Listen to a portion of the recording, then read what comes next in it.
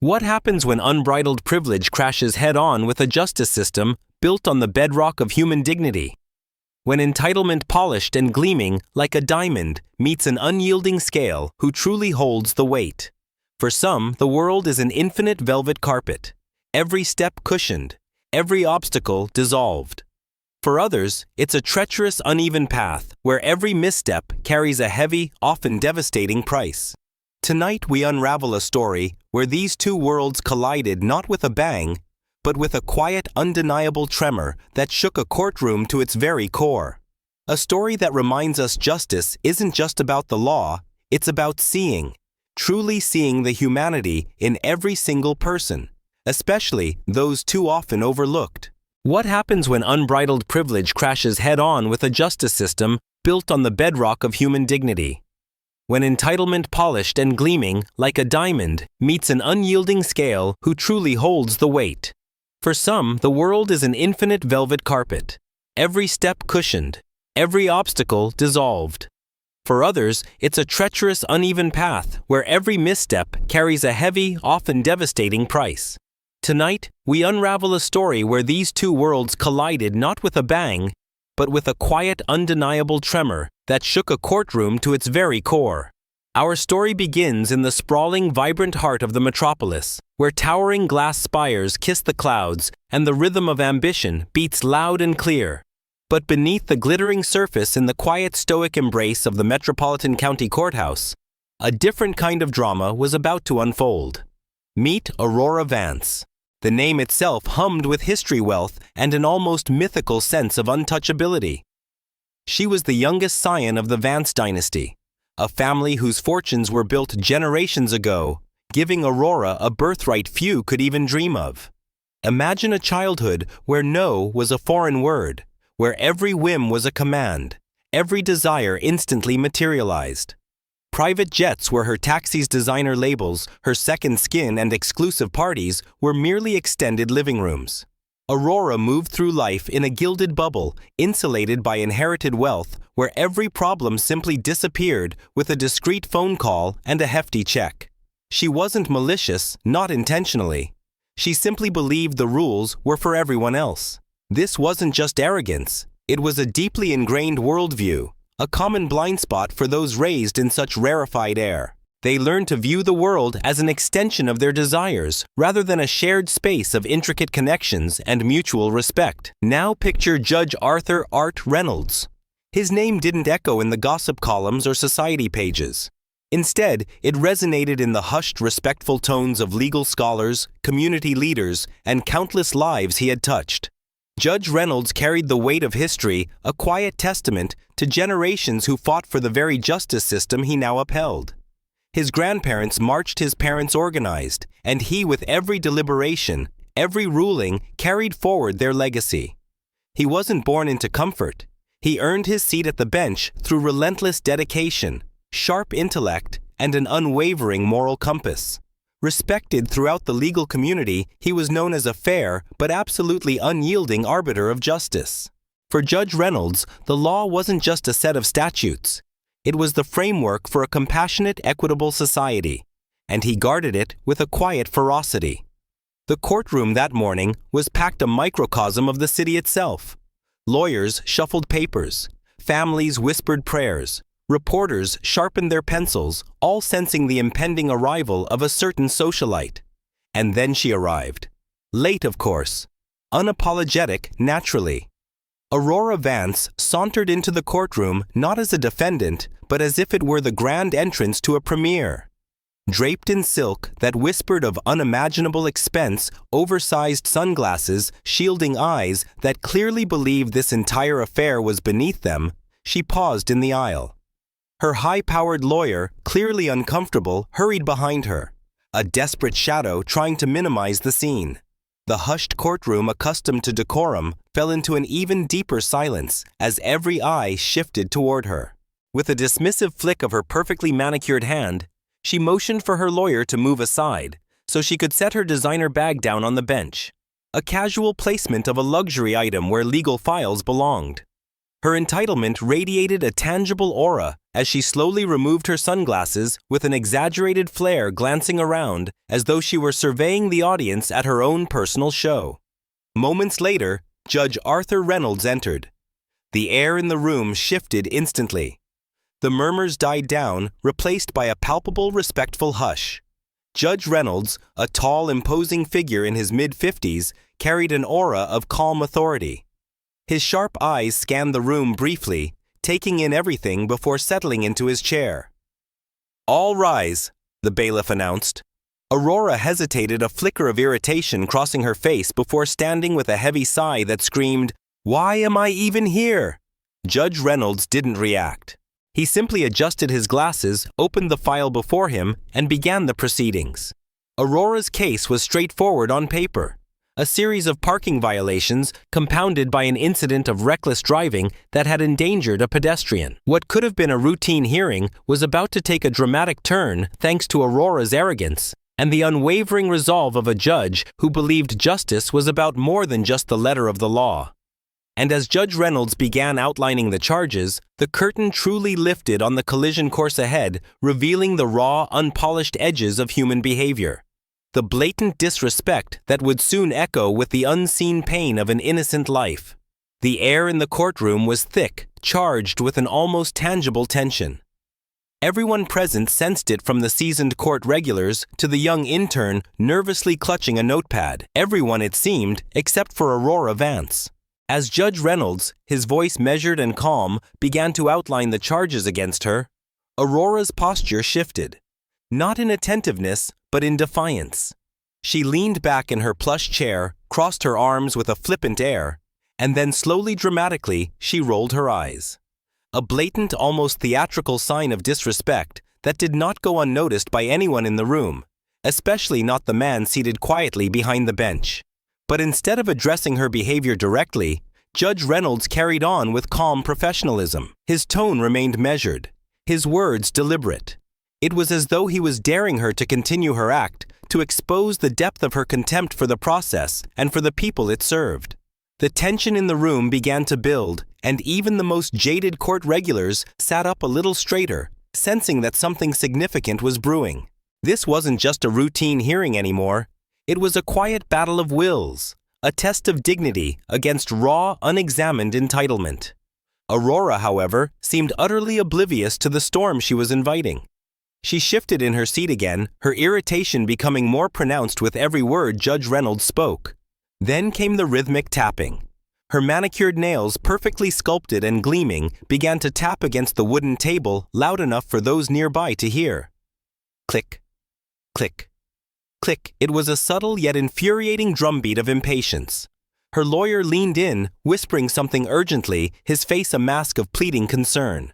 But Aurora waved him off with a dismissive flick of her hand, as if swatting away an annoying fly.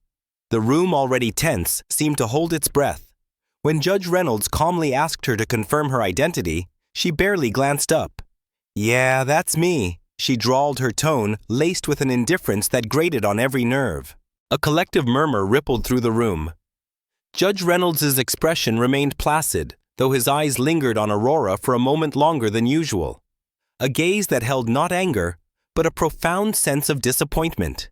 "Miss Vance," he began, his voice steady, carrying an unmistakable authority. "In this courtroom, we adhere to a certain level of decorum. I suggest you adjust your tone accordingly." Aurora smirked, as though the judge's words were some sort of ridiculous joke. She leaned further back in her chair, twirling a strand of her blonde hair between her fingers. "Sure thing, Your Honor," she said, her voice dripping with sarcasm that echoed softly through the silent room. Gasps, barely audible, rippled through the gallery.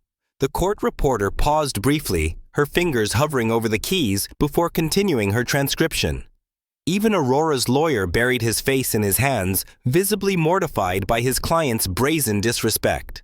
Judge Reynolds, however, remained unflappable. "Miss Vance," he said again, his voice firm but still remarkably calm. "Do you understand the charges brought against you today?" Aurora rolled her eyes yet again, this time audibly sighing. "Honestly, no. I mean, it's just some dumb parking tickets, and what, someone getting scared because I hit the gas too hard. This is a total waste of time. The courtroom fell silent. All eyes now riveted on Judge Reynolds. He slowly, deliberately closed the folder in front of him. He removed his glasses, placing them with measured precision on the bench. For a moment, it seemed as though time itself had paused. "Miss Vance," he said slowly, his voice calm but carrying an unmistakable weight. "I would advise you to choose your words carefully from this point forward." The gravity of his tone caused even the most disinterested court spectators to sit up, but Aurora, still utterly oblivious to the seriousness of the situation, simply shrugged. "What?" "It's true," she said, leaning forward this time. "It's not like I hurt anyone. This whole thing is ridiculous." But what Aurora failed to realize was that her words were no longer falling on deaf ears. Judge Reynolds' silence spoke volumes, and the courtroom was about to witness a response they would never forget.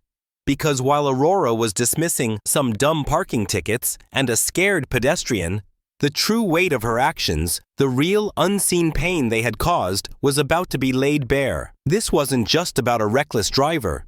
It was about a life forever altered, an opportunity potentially lost, and the profound, often hidden ripple effect of casual disregard. Judge Reynolds leaned back in his chair, his piercing gaze fixed on Aurora. The room remained silent, the weight of the moment pressing down on everyone present.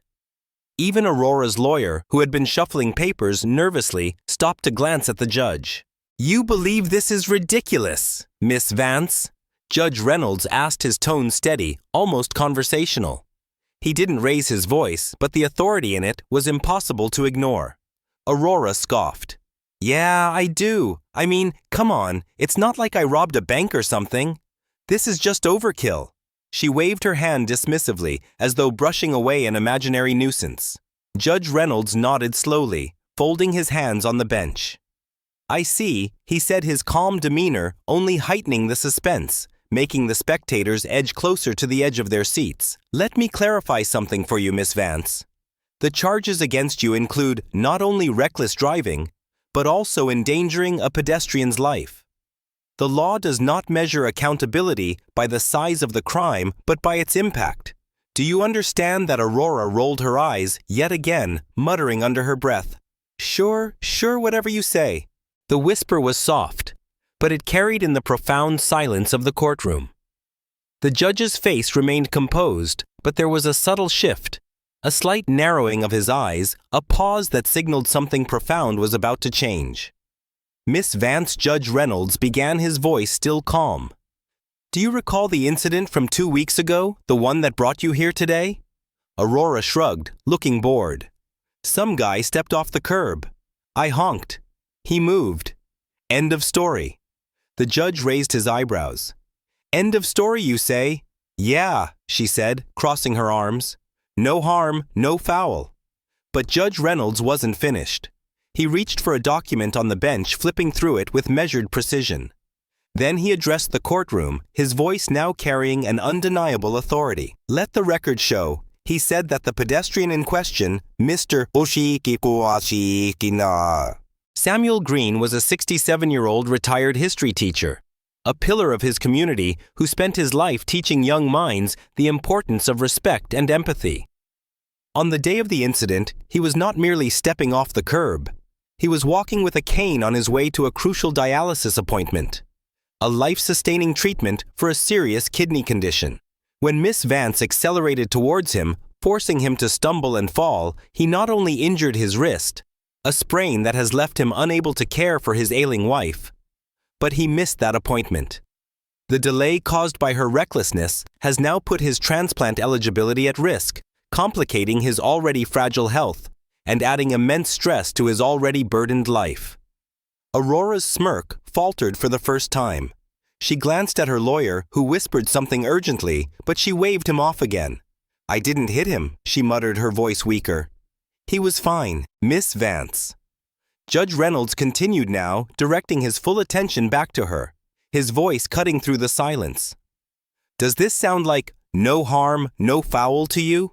Does the potential loss of a life-saving opportunity, the inability to care for a loved one, sound like no harm?" But before Aurora could open her mouth to reply, Judge Reynolds's next move would make it abundantly clear that her actions had far-reaching consequences. Consequences she could no longer ignore.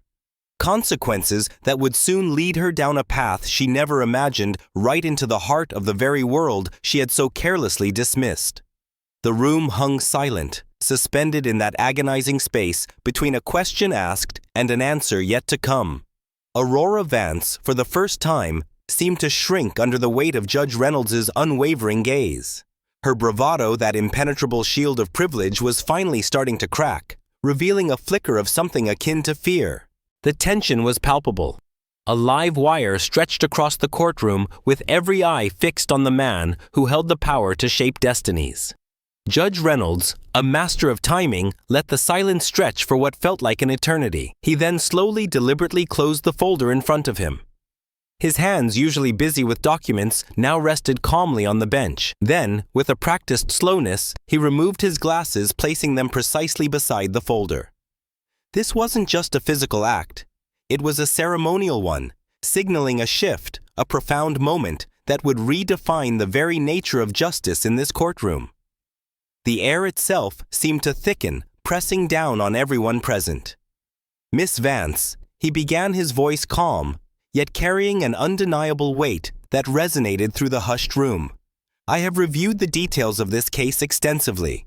And frankly, your perspective on this matter is troubling. Not merely because of the charges themselves, but because of your absolute refusal to acknowledge the weight of your actions, the ripple effect of your choices on another human being." He paused, allowing his words to sink in. "You claimed this was no harm, no foul. You scoffed at the law, dismissed the pain of Mr. Samuel Green, a man who has given his life to this community, who faces immense health challenges. Your actions reflect a profound lack of understanding, a refusal to see how your choices, no matter how small they seem to you, affect those around you."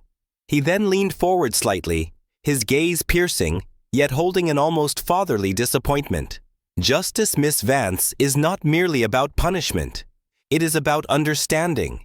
It is about accountability. And sometimes, if we are truly fortunate, it is about transformation. Your privilege has shielded you from consequences for far too long, and that has regrettably cost you the ability to empathize, to truly see another person's reality." This wasn't just a judge speaking. It was a philosopher, a mentor, a man who believed in the inherent goodness of people, even when they struggled to find it themselves. He wasn't there to humiliate. He was there to teach. And this, he knew, was the most profound lesson he could offer. Then, with a calm that belied the monumental impact of his words, Judge Reynolds delivered the verdict that would echo far beyond the courtroom walls. "Given the severity of your actions, Miss Vance, and your blatant disregard for accountability, I am issuing a sentence that I believe will not only address the legal violations, but also provide you with a much-needed perspective." Aurora sat up straighter, her earlier flippancy replaced by a flicker of genuine unease. "Perspective," she echoed, her voice edged with disbelief. "Yes," Judge Reynolds said firmly. "Perspective. In addition to significant fines and 200 hours of court-ordered sensitivity training, you will spend the next 90 days full-time volunteering at the Phoenix Initiative Shelter downtown. You will work directly with individuals who have faced immense hardship, often through no fault of their own. You will prepare meals, clean facilities, listen to stories, and assist with daily operations. Perhaps then, Miss Vance, you'll begin to understand the true impact of carelessness and entitlement, and the profound value of humility." A collective murmur spread through the room. This wasn't the typical sentence one expected in a reckless driving case, especially not for someone of Aurora Vance's standing. The crowd's reactions were palpable. Some nodded in approval, eyes widening in recognition of the judge's wisdom. Others exchanged incredulous glances, stunned by the sheer audacity of the sentence. But the most telling reaction came from Aurora herself. "You've got to be kidding me," she exclaimed, her voice rising in outrage. "You want me to what, hang out with homeless people? That's not my problem." Judge Reynolds's face didn't change, but his voice grew colder, firmer. "Miss Vance, it is precisely that mindset that landed you in this courtroom today. Your actions reflect a lack of understanding, a refusal to see how your choices affect those around you. This is not a punishment. This is an opportunity for growth. And let me be clear, failure to comply will result in a much harsher sentence, including incarceration. Aurora's lawyer tugged at her sleeve, whispering urgently, but she yanked her arm away. This is insane. You can't force me to do this. Judge Reynolds raised a hand, silencing her outburst.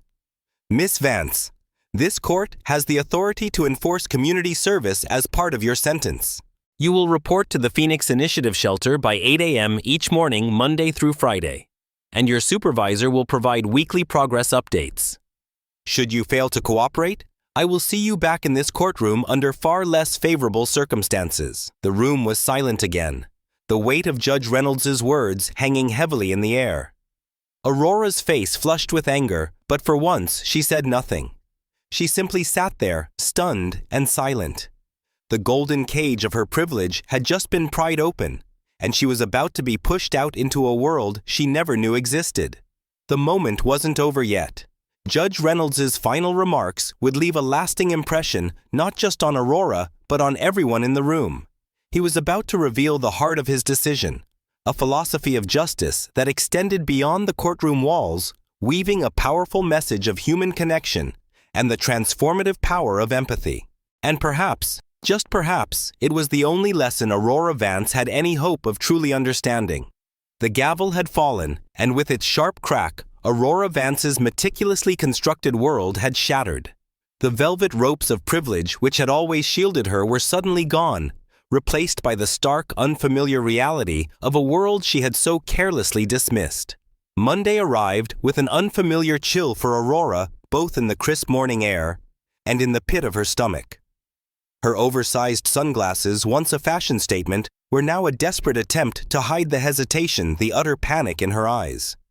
She stood outside the Phoenix Initiative Shelter, a modest, unassuming building in downtown that hummed with a different kind of life. A life of resilience, of struggle, and of unwavering hope. For the first time in a long, long while, Aurora Vance felt utterly, terrifyingly out of place. As she stepped inside, the warm hum of voices and the comforting clatter of kitchen utensils greeted her, a stark contrast to the sterile silence of her penthouse apartment. A staff member, a woman in her 40s named Sarah with a no-nonsense demeanor but kind eyes, approached her. "You must be Aurora," she said, her tone friendly but firm. "Welcome. Let's get you started." The first few hours passed in an excruciating blur. Aurora was assigned to help prepare meals, serve food, and clean up afterward. She didn't speak much, keeping her head down, her usual bravado stripped away, replaced by a raw vulnerability she hadn't known she possessed. Every simple task felt monumentally difficult, every communal space a suffocating cage. She saw the other volunteers laughing and chatting, moving with an easy grace that she utterly lacked. This wasn't a world she understood, and her discomfort was a constant gnawing presence. But as the day wore on, something subtle began to shift. Imperceptibly at first, Aurora started to notice things she hadn't before. The genuine gratitude in the smiles of the shelter's guests, a warmth that seemed to emanate from deep within. The easy camaraderie among the staff, a bond forged in shared purpose and compassion. And then the stories. Fragments overheard as she served plates of food, whispers of lives lived with courage and dignity in the face of unimaginable adversity. One afternoon, while wiping down tables, Aurora paused, drawn by a soft melodic voice. It belonged to Maria, a single mother of 3, no older than Aurora herself, yet carrying the weight of years of hardship in her gentle eyes. Maria was sharing her struggles with another resident over lunch, recounting how a sudden medical emergency had swept away their savings, forcing them onto the streets. "You think you've got it all figured out?" Maria said, her eyes filled with an ancient weariness, meeting Aurora's briefly. "But life has a way of teaching you what really matters. It's not the money. It's the people you can count on. It's having a roof over your head and knowing your kids are safe." Aurora, usually quick with a dismissive thought, found herself speechless. Maria's words were a quiet, powerful truth that cut deeper than any legal scolding. This wasn't a lecture. It was a lived experience, raw and unfiltered. That night, as Aurora drove home, her thoughts were uncharacteristically quiet. The faces of the people she'd met lingered in her mind, the quiet strength of Clarence, a Vietnam veteran who, despite his own struggles with PTSD, had offered her a genuine smile and a cup of coffee. The fierce protective love in Maria's eyes as she watched her children. The tentative hope on the face of Lena, a young woman slowly rebuilding her life after escaping a violent relationship. Judge Reynolds's words echoed in her ears. Perhaps then you'll understand the impact of carelessness and entitlement. For the first time, a profound, unsettling question began to form in her mind. Was there more to life than the world she had built for herself? A world of privilege, isolation, and superficiality. Was there a deeper meaning? A truer wealth that lay far beyond her golden cage? In the weeks that followed, Aurora's mandatory service continued day by day. The walls she had built around herself began to crack, not with a dramatic collapse, but with the quiet, persistent erosion of genuine human connection. She listened more, spoke less, and slowly, almost imperceptibly, began to change. Her hands grew calloused. Her designer clothes were replaced by comfortable, practical workwear, and the perpetual disdain in her eyes began to soften. She learned to peel vegetables without complaint, to sweep floors with a sense of purpose, to look directly into the eyes of the shelter residents and truly see them. The lessons were subtle. The power of a shared meal, the resilience found in unexpected places, the profound weight of a kind word. She was no longer just fulfilling a sentence. She was for the very first time truly living outside herself. And as the end of her 90-day sentence drew near, Aurora Vance prepared to stand before Judge Arthur Reynolds once more. But this time, it wouldn't be the defiant heiress who entered the courtroom. It would be a quieter, more introspective version of herself, one who had begun beyond the velvet ropes a profound and unexpected crash course in humanity, and was now ready to articulate the lessons she had learned. Lessons that would forever alter the trajectory of her privileged life. The 90 days at the Phoenix Initiative Shelter had passed not in a blur of forced labor, but in a gradual unfolding of understanding. Aurora Vance no longer wore the armor of arrogance. It had been shed piece by agonizing piece, replaced by a quiet vulnerability, a genuine curiosity about the world beyond her golden cage. Her hands, once accustomed only to silk and crystal, now bore the faint marks of labor, a badge of a different kind of honor. She had listened more than she had spoken, observing the quiet resilience of the shelter residents, the unwavering dedication of the staff, and the profound, often unexpected kindness that blossomed in the face of adversity. This wasn't just a physical change. It was a deep spiritual recalibration, a reclaiming of a soul once lost in the echoes of privilege. And so Aurora Vance stood before Judge Arthur Reynolds once more. The courtroom was as packed as the first day, but the atmosphere was different. Less tension, more anticipation. Aurora, dressed simply, without the ostentation of her first appearance, stood straighter, yet with a humility that was utterly new. Her eyes, no longer hidden behind oversized sunglasses, met Judge Reynolds's gaze, directly filled not with defiance, but with a quiet understanding. Miss Vance, Judge Reynolds's voice was calm, a steady current in the hushed room. You have completed your mandated service at the Phoenix Initiative Shelter. The reports indicate a significant commitment on your part. He paused, his gaze assessing. Do you have anything to say? Aurora took a breath. Her voice, once laced with sarcasm and disdain, was now steady, clear, and tinged with an emotion no one in that courtroom had ever heard from her before. Yes, Your Honor. She began, her gaze unwavering. I used to believe that problems could be solved with money. That inconvenience was the greatest hardship. I was wrong. Completely, profoundly wrong. The people at the shelter, they taught me. They taught me what true strength looks like. What compassion means. What it truly means to lose everything and still find the will to stand. They taught me about the hidden costs of carelessness and the immense value of just seeing another person. A tear unbidden traced a path down her cheek, but she didn't wipe it away. Thank you. Your Honor, She finished her voice a near whisper for not giving up on me. For giving me a chance to truly wake up. Judge Reynolds nodded, a faint, almost imperceptible softening around his eyes. The real thanks, Miss Vance, he replied, his voice gentle yet firm, will come when you take what you've learned and use it to make a lasting difference. When you prove that this wasn't merely a sentence, but a seed that has grown into something meaningful. With a decisive yet gentle crack of the gavel, he concluded, "This court is adjourned." But the story of Aurora Vance didn't end with the gavel's final echo. This was not a quick fix, a simple legal closure. For Aurora, the true journey, the forging of her legacy, had only just begun. The legal system had opened her eyes, but it was her choice to keep them open.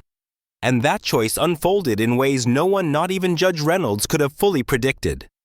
Aurora didn't retreat into her old life. The velvet ropes were gone, replaced by the threads of connection she had woven at the shelter. She didn't just fulfill her 90 days. She continued to volunteer, not out of obligation, but out of a desperate need to keep learning, to keep feeling. She spearheaded a major fundraising initiative for the Phoenix Initiative, using her family's connections, but this time doing so with genuine empathy and a deep understanding of the need. She transformed her problem-solving skills from being about her convenience to being about alleviating the burdens of others. And then came the most profound act, a quiet personal twist that truly cemented her transformation. Aurora, on her own accord, sought out Mr. Samuel Green. It wasn't a public apology, not a grand gesture for the cameras. It was a private visit arranged through his lawyer. She didn't offer a settlement or a payment. She simply sat with him, listened to his stories, heard about his life, his work as a teacher, his unwavering dedication to his community. And then she offered to help him. Not with money directly, but by funding initiatives for the vulnerable youth he championed, setting up a scholarship in his name, for students pursuing community service, ensuring his legacy of compassion continued. Mr. Green, a man who had faced adversity with grace, simply nodded, his eyes filled with a quiet dignity. "I just wanted you to understand," he told her, his voice soft. "Because if you don't understand, the cycle continues. And sometimes understanding is all we can truly ask for." Aurora Vance's journey became a powerful reminder for us all. It reminds us that true wealth isn't just measured in dollars, but in empathy. It's a testament to the fact that even the most hardened hearts can find their way back to humanity. For those of us who have felt invisible, unheard, or wronged like Mr. Samuel Green, this story offers a profound lesson that justice can sometimes be a bridge, not just a wall. It speaks to the power of a single intentional act of compassion. From a judge who dared to see beyond the charges to a victim who chose understanding over bitterness. In a world often defined by division, by the stark contrasts of privilege and struggle, Aurora's story urges us to look beyond the surface. It's a call to action, to find our own Judge Reynolds moment, to push past our own comfortable cages, to seek out understanding, and to use whatever privilege or power we possess to uplift, to connect, to heal. Because when we choose empathy, when we dare to truly see each other, we don't just transform individual lives. We begin to forge a legacy of hope, a shared future built on the unyielding scale of true human dignity. So what will you do today to open your heart and mind to the lessons life has to teach? How will you contribute to a legacy forged in empathy? The answers perhaps lie just beyond your own velvet ropes. We want to hear your thoughts. Share them in the comments below. And if this story moved you, if it sparked a flicker of inspiration or understanding, make sure to like this video and subscribe to our channel for more stories that inspire reflection, challenge assumptions, and highlight the triumphs of the human spirit. Your support helps us continue to bring these powerful narratives to life.